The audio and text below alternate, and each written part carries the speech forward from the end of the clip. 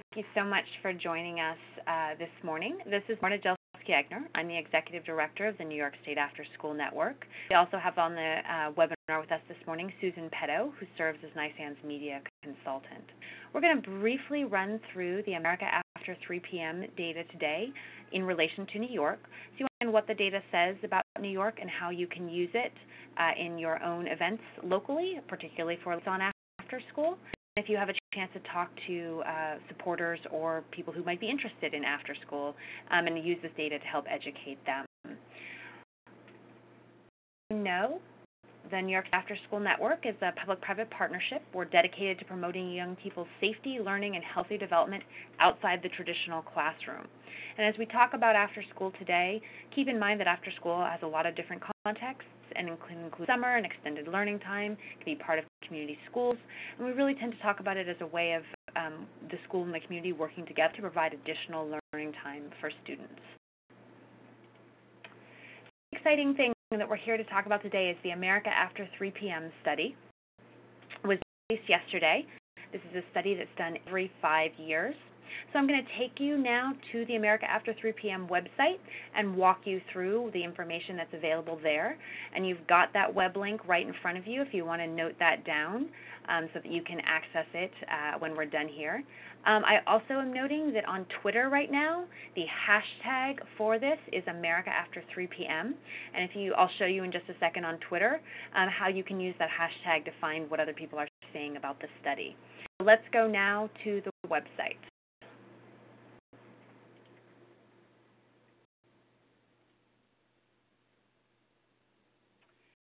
Way to access the website is by going to the After School Alliance's homepage. Right now, it's the #1 thing you see. So you're going to go to America After 3 p.m. The great thing here is that you can actually have this whole interactive map about after school across the country. And so you can actually see, for instance, where New York stacks up in relation to other states in terms of participation in after school for this particular one. And you can see that New York is above the national average at 21%. To more information on New York specifically, you can actually just click on the map here, or you can also use the drop-down box to select New York. And then there's lots of great information here about demand for after-school programs. So one of the things that we are particularly highlighting here is that in 2014, the same number of students are participating in after-school programs, or the same percentage of students at 21%, as were in 2009. So we have not seen any growth in New York State overall since 2009. We're seeing that there's some information about the grades in which students participate in after school and the average time per week that students spend in after school, which is actually exciting to see that it's 4 days a week average, which is great. There's information about how after school participation varies by gender, information cost. And if you keep scrolling down, one of the numbers that we're most concerned about, the number of children who would participate in after school programs if one was available don't have one. So 1 million children in New York would like after-school programs and don't have one. So this is like 49% of the children in the state. What we're particularly concerned about, again here, is that number, the 1.1 million number, is actually the same number as in 2014. So there has been an increase in the percentage of students who would demand, but it leads to approximately the same total number of students who are not having their needs met. And that's a real concern for us to say in 5 years that we haven't cut all on the unmet demand for after-school programs. There's also very concerning information about the number of students who are unsupervised after the school day ends. 84,000 students. Thankfully, a slight reduction since 2009, but it still means that 20% of the students in the state go home after school unsupervised. Now, people often ask how the breakdown is of that between the different grades. And as you'll see, and this is hopefully comforting, the 40% of those who are unsupervised are in high school. And obviously we have somewhat fewer concerns about them in terms of their physical safety.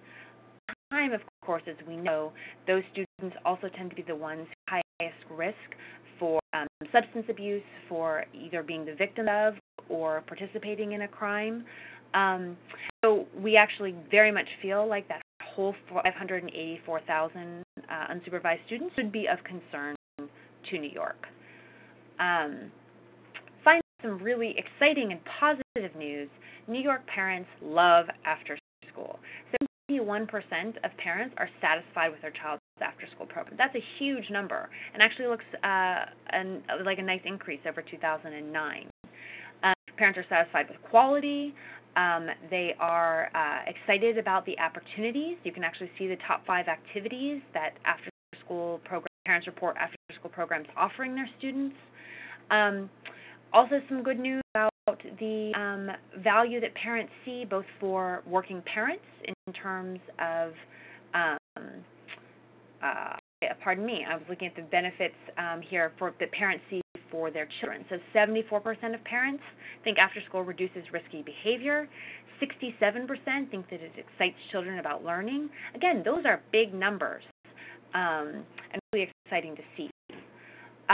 A piece of really good news, 85% of New York parents support public funding for after school. That's a huge number, and really, I think, one that we want to share with people as much as possible. Also, a lot of agreement that it's good for working parents. It helps people keep their jobs. And again, those are good numbers to share. Excuse me. I wanted to show you then next, and just to quickly point out, you can download a fact sheet on after school in New York. You can release from yesterday as well. I wanted to point out that for anyone who feels a need for some of the technical details, you can actually get information about how the survey was conducted in the footnotes down here. Let me quickly show you then some of the ways that you can use this data. And one place to look for information on that is on Twitter. So I have a couple of examples of how NYSAN has actually been using this data in our tweets. You'll see that we're sharing a fact using the hashtag #AmericaAfter3 p.m. And then we actually have an online petition that we're encouraging people to share and sign, reaching out to the governor to ask him to support increased funding for after-school programs based on the need of 1 million children that was identified in the survey. We're also retweeting when we see good articles. This is a great one. Some of you may know that Syracuse's police chief was on the audio news conference yesterday with Governor Schwarzenegger. That would be Arnold Schwarzenegger, the Terminator, for the After School Alliance yesterday. And you can see some great coverage from a Syracuse journalist about that event.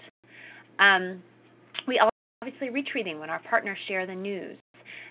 In particular, we're very excited. We had 2 New York Assembly members tweet about this yesterday, Shelley Mayer and Pat Fahey. So if you guys are on Twitter, get the facts out, retweet the good facts when you see them. We also are obviously doing the same thing on Facebook, and in fact, you can see that the Assembly member posted a Facebook link to the America After 3, so that's a great way of getting the information out. Finally, if you need more information about what we think people should do to take action around the need for these 1.1 million kids to get after school, you can actually go to NYSAN's website. And if you want to look at what we're saying around the state, you can actually get information about our recommendations on the state budget or other issues going on. You can also take action, get information about how to contact your leaders at the state and at Congress to support after school. Also very useful, there are free materials you can download for doing advocacy. We've got some great fact sheets that our national folks have provided. They're very colorful. And also get information about becoming an after-school advocate and really highlight the work that you've done to reach out to folks. So let me return now to our quick little webinar here. And just remind you all that Lights On After School is coming up next week. If you have not already registered yourself and your program for Lights On After School and you're going to do an event, please do so. We want you to start thinking about how this America After 3 data might be useful for your Lights On After School event. Some quick talking points that you might think about using as you're speaking about after school. The first, New York stalled. As I mentioned in looking at the data on the website, the numbers for need and participation for New York are exactly the same now as they were 5 years ago. And that's a huge concern, and we need to make sure that our community is aware that in 5 years we haven't really grown New York's after-school programs. Just mention for folks on the phone from New York City, this is an important point to make, the brand new New York City after-school programs, the 271 middle school programs, all launched after this data was collected. So it is new after-school and more capacity in New York City. I do want to really call out how exciting that is. And it's a good thing if you're going to talk to folks in your community about this data, that you remind them that there has been a change in New York City because of these 271 new middle school after-school programs. Of course, saw from the data, there's still a lot of need for elementary school programs and a lot of need for high school programs. So New York is certainly not off the hook and still has a long way to go as well. So the second talking point you really do want to mention, parents love after school. Is really good on that. And again, that 85% supporting public funding is a great number to talk about. The second set of things that you can talk about is the stuff that you already know. After-school programs matter. We help students graduate, college, career, and citizen ready. And this is phrasing that we've been using with some of our partners to talk about the importance of what we do that isn't just academic, that it's social skills, that it's civic engagement, that it's really hands-on and project-based learning. So talking to people about you helps students learn to be creative, to do critical thinking, to do problem solving. The way that after school provides additional space for deeper learning. Those can be really important talking points to say why those 1.1 million children need after-school programs. Finally, as we all know, after-school programs keep children safe. 584,000 children going home alone is a good number to remind people. That's not the way that we would like to provide safety for our children, and it's important to really raise that concern. So I'm going to turn it over now to Susan Petto, our media consultant, who's going to speak to you briefly about ways that you can reach out to your local media around your Lights On After School event and using some of this data. So Susan, you unmuted, and I'm going to turn it over to you. Congratulations, everybody, on a fantastic report yesterday. America After 3 is a virtual treasure chest of media opportunities, and so we're very pleased to have the Lights On School coming up so quickly. After that, the timing is perfect for us to capitalize on some really nice opportunities for print reporters, for broadcast media, and with your social media as well. What I'd like to talk about today to focus on for the next couple days, letters to the editor, media advisory and release to complement any events that you might be having. Even if not having an event, we'll talk about ways that you can still use the media release strategy within the next week. Letter to the editor. If you have never sent a letter to the editor before, you'll have to do a little bit of research first. It's usually easy. Every paper is a little bit different, but just their websites have directions on how to submit a letter to the editor. Often under the contact drop-down, and sometimes it's under the letter to the editor or opinion page of their website. So you'll have a letter to the editor formulated already, and sometimes you are actually able to submit it right online on the newspaper's website. If even if that is an option, you can always submit it as an email. Submit the letter in the body of an email and not as an attachment, or have the attachment be a secondary backup. The reason for that is so many people are looking at on their cell phones on the go, and oftentimes attachments don't come through properly, or they're just a little bit harder to read. So we want it as easy as possible for the editors of your paper to have access to that, to see the letter that you've sent and gain an interest in it so that it will be published. Include your full name, your title, your home address, phone number, and email. The reason they're looking for this is most of the letters that are published are local, and make sure that you are actually a local person living in that community, reading the paper and contributing to that area. That's why the home address is so important. If you are concerned that your home address or phone number could be published, especially as you're submitting things online, feel free to just add a little note where you put your home address and your phone number for verification purposes only. Please do not publish this contact information. That's not a risk at all, but if it makes you feel better, I know it makes me feel better, and I usually do put such disclaimers on my letters to the editor when I send them. We'll usually call you to verify that you wrote if they are going to publish it, but you don't need to wait for them to call you. If it's been due, feel free to call them. There's usually a phone number in the contact area or the opinion page of the website of the newspaper that you can ask a phone number, call, make sure that they receive the letter, and see if they're going to publish it.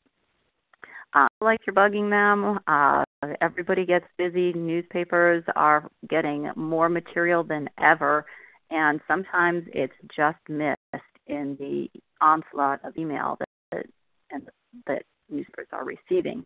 So don't take to make that call. If they haven't received it or they don't remember it, or to send it again, get the specific info about who you're sending it to. Perhaps if you send an initial letter through the online service available and put right into their website, perhaps when you do your follow-up call, you could ask for the editor's email address so that you could send it directly to them and know that they received it. If you have difficulty with any of this at all, contact us and we will help you to submit it, to find the email address for your local newspaper, to find the number, whatever sort of backup you need. We are here to help. Also, if you'd like a letter reviewed or if you'd like some help drafting a letter, we'd be glad to assist with that. So reach out to us and we will certainly help to pull your letters to the editor together. Letters are especially important right now because we are in a very, very busy news cycle. As you know, and have probably been overwhelmed with electoral articles and advertising and phone calls. This is top of most reporters' to-do list right now. So dealing with national issues that usually our local reporters are not dealing with, and that they can just generally take national stories from wire services, primarily the news that's going on involving Ebola. But almost every newspaper now is developing local stories about the efforts to combat Ebola and other health crises that are going on now. And so there's a lot of local reports going into areas that oftentimes these reporters would be free to report other items. So letters to the editor are especially important. But the nieces and advisories on your for next week will work very well for you in conjunction with the America After 3 report that was just done. So these steps that make sure you're taking when you're preparing your media advisory or your media release. This is your media advisory is very similar to a media release, but it is a precursor. It is giving that they need to know what is happening, when it's happening, and where it's happening. And always be very sure and very clear when you're laying out a media advisory to give separate lines and separate attention to the date, time, and place that anything is happening, and be very clear about what is that event, who is in attendance, and really why the reporter would want to be there to cover that. That is how your media advisory should lead. But then you can feel free to pull in some of the America After 3 facts as well to support the importance of your event. Now, facts would be used in the media release, and we'll go over real quickly how to prepare the media release and how. As you are preparing your release, make sure that you are identifying reporters who should be your key contacts. Stories on similar topics, particularly education, are prime for a release like this about the Lights On After School program next week. Particularly in CUES, where Chief Fowler spoke at the press conference yesterday, crime prevention and crime reporters would be very good targets for you as well. And to look of those stories, identify who those reporters are, and proactively call them and let them know that you are sending them a media advisory or that you have an event on Thursday and you wanted to give them a heads up even before the media advisory comes out so that they can get it on their calendar. They appreciate that. And even if you can't attend the event that day, they know of you as a credible source now on after-school issues and can use you as a long-term source. So you want to be to include the information in your media advisory or your press release, again, in the body of the email, and then attach it as well. But for the same that we included the letters to the editor in the text of the email rather than the attachment, we want to make sure that we're taking that extra step with a press release so that it's as easy as possible for the reporters to get the information that they need. Again, to highlight the most important part of the media advisory is the date, time, and place that the event's taking place. So that should be what they would see if they're calling up your release on the phone and they see in the subject line after school taking place on stage. And as they email and look through, the first thing they can see is where and when that's happening. As the date, time, and place, you'll want to include your full name, title, phone number, and email address of or whoever the contact person is, so that if they need more information or they simply get lost on the way to your event, they can be sure to contact you. And make sure the contact person is available, especially going to be the person involved in the event. You need to list not just yourself, but somebody else who's actually at a reception desk or someplace stable while the event is going on so that calls can be received while you're busy running the event.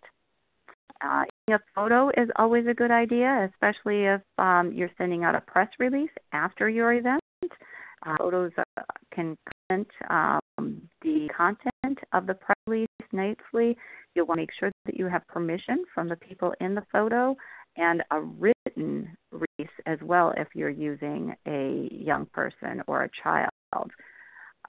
This can be uploaded by the newspapers for their websites, and everybody knows a picture is worth 1,000 words, so take the time to take a nice photo and send it in with some descriptive information about the people if they are officials or of your program, and be sure to get the release yourself if you've been involved in the photograph.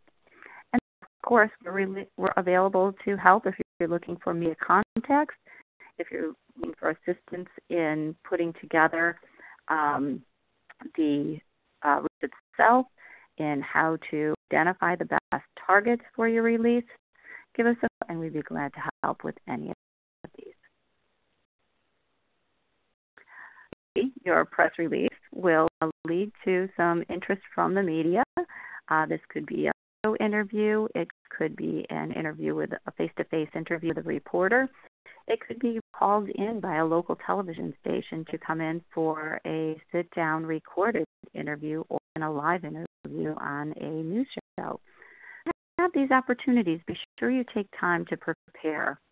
Always that you're ready for your interview. Don't ever feel rushed if a reporter calls you and they're on deadline and so they need your response immediately.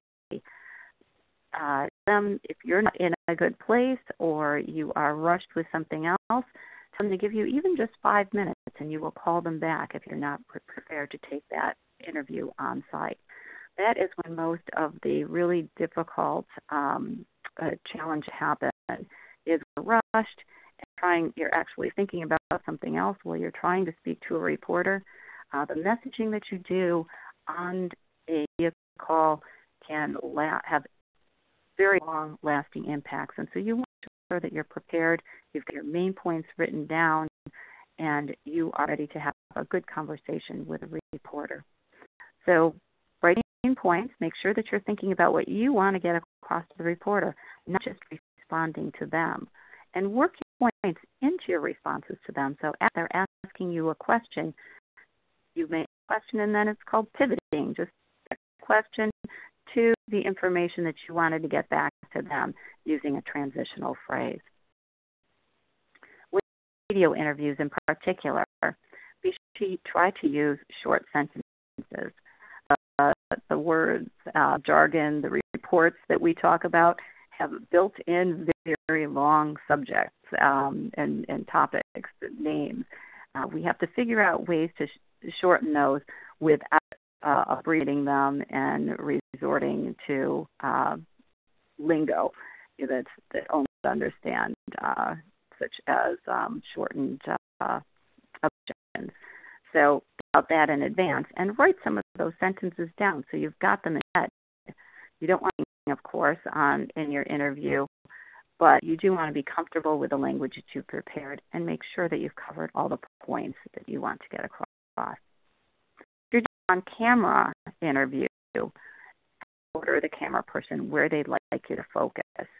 What sometimes is a reporter will start the interview without giving you that information, and sometimes they're actually reading from a card or they're looking at their photographer, leaving you not really knowing if you should be looking into the camera, should you be looking at the reporter, should you be looking at the photographer.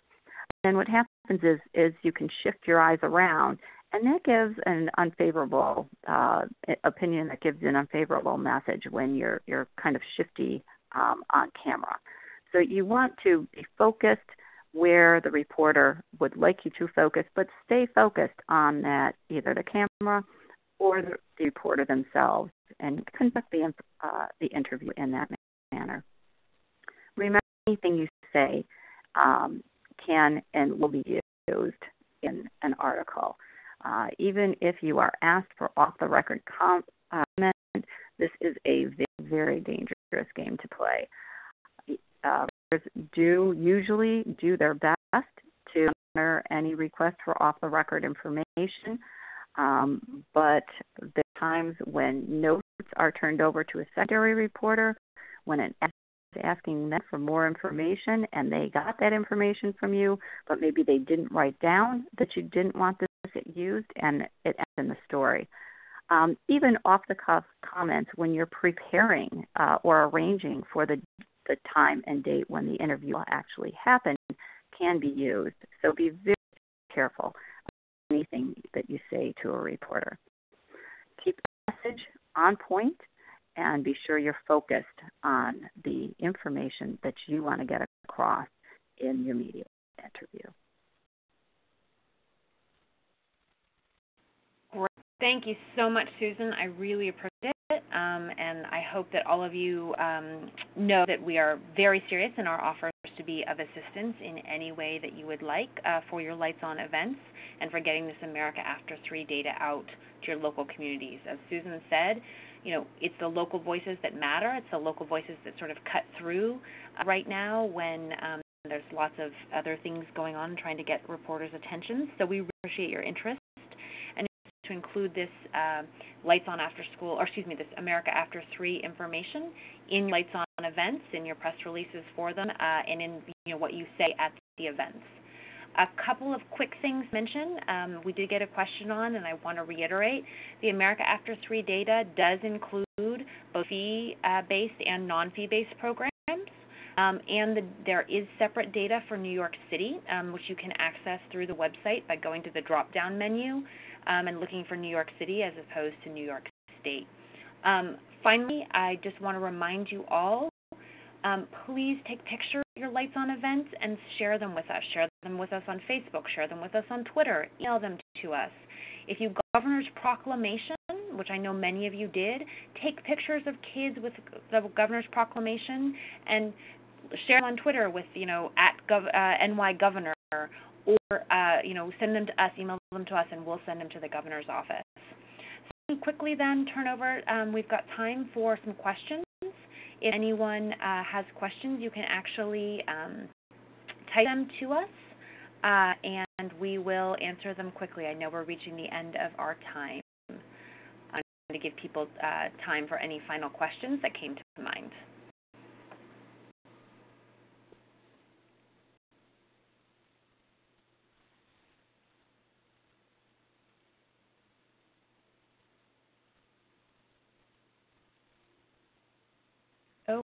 Looks like we have answered that those were the only 2 questions that people had.